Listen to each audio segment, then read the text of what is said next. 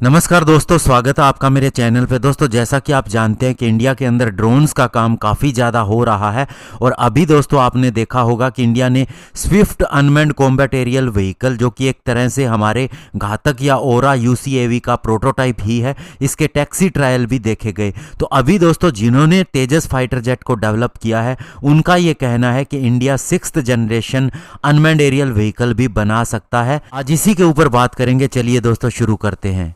तो दोस्तों आपने नाम सुना होगा कोटा हरिनारायण, जो कि चीफ आर्किटेक्ट हैं तेजस फाइटर जेट को बनाने के पीछे। उन्होंने एक मीडिया हाउस को इंटरव्यू दिया और उन्होंने कहा कि इस समय इंडिया की पोजीशन ऐसी है कि वह अनमैन्ड 6th जनरेशन प्लेटफॉर्म को डेवलप कर सकता है।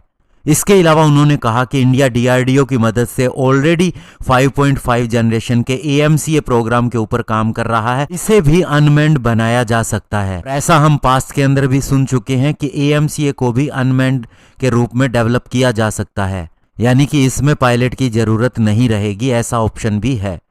और मैंने आपको पहले भी बताया है कि जो एएमसीए का MK2 वर्जन आएगा, जिसमें हमारा लोकली बना फाइटर जेट इंजन लगा होगा, उसके अंदर आर्टिफिशियल इंटेलिजेंस का भी इस्तेमाल होगा, जिससे पायलट का वर्कलोड काफ़ी ज़्यादा कम हो जाएगा। इसके अंदर ऑटो टेक ऑफ और ऑटो लैंडिंग के फीचर भी होंगे।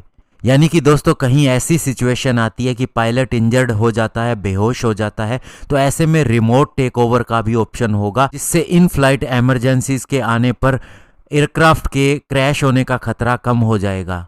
और दोस्तों अभी भी जिन 6th generation fighter jet programme के ऊपर काम हो रहा है, उनके अंदर दोनों तरह के प्लेटफॉर्म है। मैन्ड प्लेटफॉर्म भी है और अनमैन्ड प्लेटफॉर्म भी है। इनमें आर्टिफिशियल इंटेलिजेंस सिस्टम का इस्तेमाल हो रहा है। लेकिन दोस्तों अगर इंडिया 6th जनरेशन प्लेटफॉर्म को डेवलप करता है तो ये और ज़्यादा रोबस्ट होगा, ज़्यादा एडवांस होगा। उसका कारण ये है कि इंडिया को मैन्ड ऐसा प्लेटफॉर्म बनाने की ज़रूरत नहीं है, जिसकी वजह से वह पूरी तरह से अनमैन्ड सिस्टम के ऊपर काम कर सकता है और इसके अंदर काफ़ी ज़्यादा डिज़ाइन में चेंज हो सकता है और प्लेटफॉर्म के अंदर बहुत सी और भी चीज़ें ऐसी दी जा सकती हैं। क्योंकि अगर ह्यूमन प्लेटफॉर्म के रूप में डेवलप किया जाए तो उसमें सेफ्टी मेजर्स बहुत ज़्यादा लेने पड़ते हैं पायलट को देखते हुए, लेकिन इसके अंदर ऐसा कुछ भी नहीं करना पड़ेगा।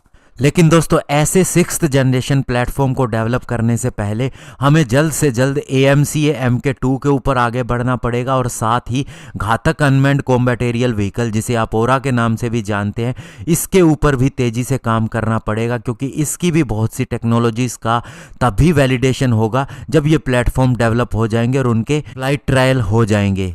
और बड़ी बात यह है कि कोटा हरिनारायण का ये कहना कि इंडिया ऐसे सिस्टम को डेवलप कर सकता है, ये बहुत ही बड़ी बात है, क्योंकि उनका एक्सपीरियंस रहा है तेजस को बनाने में।